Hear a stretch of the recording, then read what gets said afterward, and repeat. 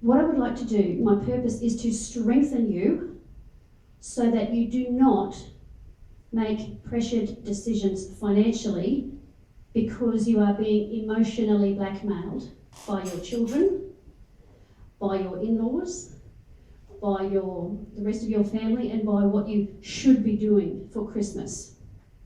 And people who are financially strapped often feel the most pressure to, well, we can feel like, say you're a single parent can feel like, I want my kid to have what the next kid's got. I don't want him to feel like we're disadvantaged. I want to show that, why should we be disadvantaged at Christmas time? Why should we go without? He needs a new bicycle, everyone else has got one. Can I offer you a different perspective on that? Hardship is healthy for children. When you have to say, no, we need to do something about this and make some more money, or you need to get a paper round, or do what my children did. I went to Kmart, I bought packets of lollies, wrapped ones. We came home, it didn't say not for individual sale on these packets, but we re-wrapped them and they made little paper boxes and they went door to door, knocking on the doors in our street with me or with their father, because they're little girls, and they sold lollies door to door, and they made their pocket money and they made their money for their presents, and they did that at Easter. They did it before Halloween turned up, so that they said, oh, you'll need some lollies to give kids for Halloween. Oh, that's handy, thanks. They made a tidy profit. It's not a bad thing for children to know that times are tough, as long as you tell them you create your own opportunities. It is not about they should. And the mentality of, well, they should do something for me, is really unhealthy, and it turns you into a victim. Now, I understand that some people, they do need genuine help there, and there is help if you seek it. Now, you're here, thousands of people were invited to this. You bothered to turn up because you care about stress and about improving your life. Some people will go on whining the rest of their life and being a victim, and they will not do a thing about it. Caving under pressure will crush your life. Let me give you a couple more examples. Now, I went to prison for 8 months. We had nothing. And when I came home, I thought, what can I do with this? So I wrote a book on warning signals because I researched it. And then I got asked to speak at a business group on warning signals for fraud and so on. And now I speak even internationally. No matter what happens to you, even financially, you can turn it around if you look for another way to look for it. While I was here, I met a lady who was a pensioner, an aged pensioner. She was serving 4 months because her husband had a little gardening cash job on the side to supplement their pension. And they didn't tell. And you think that doesn't happen? It happens. It accumulated to the point. Now, why was she in jail? Because she benefited from his criminal activity. This is somebody's grandma. This was not someone lawless and rough and illiterate and disadvantaged, because there are a lot of those ladies in there too. And their circumstances put them in different situations and put them under pressure and put them in jail. This was someone just like you, just like me. And then you've got a lot of single mothers in there, and I know this is rampant, who have boyfriends living with them and don't declare it. So and when I came home, my mother took me, my parents are pastors, how about that? You'd think I would know better. I did know better. I just felt like I had no choice. I couldn't see the choice. And when you're under pressure, you can't see the choice. The decision making when it comes to pressure that you need relief from.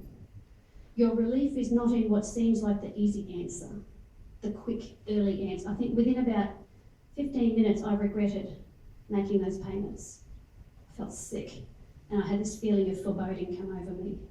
And the next 5 years of my life were taken from me through the liquidation, then through the prosecution that took 1.5 years, and then here. My mother took me to visit a single mum who was in trouble. She had 4 kids, and she had told the real estate that she had a partner and used his income so that she could get the rental property that she thought her family deserved. Because she didn't want to be disadvantaged, she wanted the room. So she had an expensive rental property she couldn't afford. She told Centrelink that she had no boyfriend so that she could get the supplements and the pension and so on. Well, she's caught. And Mum wanted me to come and talk to her to comfort her because it looked like, she was in big trouble. And because I still had post-traumatic stress disorder from coming out of jail, and because of what I'd gone through, I just thought, I said, yeah, well, do you get on with your mum? She said, oh yeah. I said, well, you better make preparation because she'll probably have to look after your kids while you go to jail. And she's like, ugh, and my mother is kicking me under the table. But you know what? What I said was right. That is the reality. You can't. I guess, I know this sounds really sort of heavy and a bit kind of yuck, and I don't want to leave you feeling yucky, I want to bring you hope. And the hope is that there are alternatives. There is financial help. There are places you can go to get free budgeting help. There are support services that will help you. There is mental health services that will refer you. The resources are there, and throughout the morning you'll be given those resources. Now, somehow this woman was able to talk to professionals and get some help and some guidance, and they made a way for her not to go to jail, but she still has to pay it back. And that old grandmother, not only did she go to jail, when she gets out, they still have to pay back what they owed. It's not like the jail was in lieu of payment. If I can impress on one thing, your integrity, your financial integrity, when things are going fine, you can presume, yeah, my integrity's 100%. I don't compromise. But it's when you're under pressure that you start to see things in a convenient way, and it's a deception. So my encouragement to you is to reach out for help. Reach out for financial help.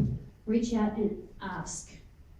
Because even though it feels like you're in a cave and you've got this cloud over you, it's an illusion. I'm telling you right now, it's an illusion. And there are people here today that you're feeling like you have this dark cloud around you. It's like this dark grey, and it's oppressive. And you're feeling, you have these flushes and your heart races and your breath goes and you're feeling panicky and you feel, who can I talk? I can't tell anyone because they won't understand, or they'll judge me, or they'll think I'm dumb and I shouldn't have made that decision. And you're feeling this way, and at night time you wake up and you start panicking like this. I'm here to tell you those clouds are going to part and the light is going to come through. You know, after a storm, when they start coming in and you see like in the sunset, you see that golden light come through. I'm here to tell you that it's coming. It's coming. And what your role is to reach out and take the help that's there. And when you're feeling depressed, you won't feel like it. I don't feel I can't get myself off this bed. I wanted to go to bed for the rest of my life. But I had 3 little people that needed their mummy. I had a husband who loved me and I value him. And there was no way this situation, prison, was going to rob me of that relationship. The most important thing in the world is my family. And I made myself get up and get the help that needed. My pride, forget it. Nothing is more important than your mental health and your family. Nothing. Bit intense, isn't it? Well, that's how I looked on the first day home. Pretty, isn't she? When you reach out for help, you can recover and heal. I reached out for help. And I've recovered and healed. I still get touchy, but I put things in place to protect me. I get help when I need it. And the Soroptimists are part of that, strengthening.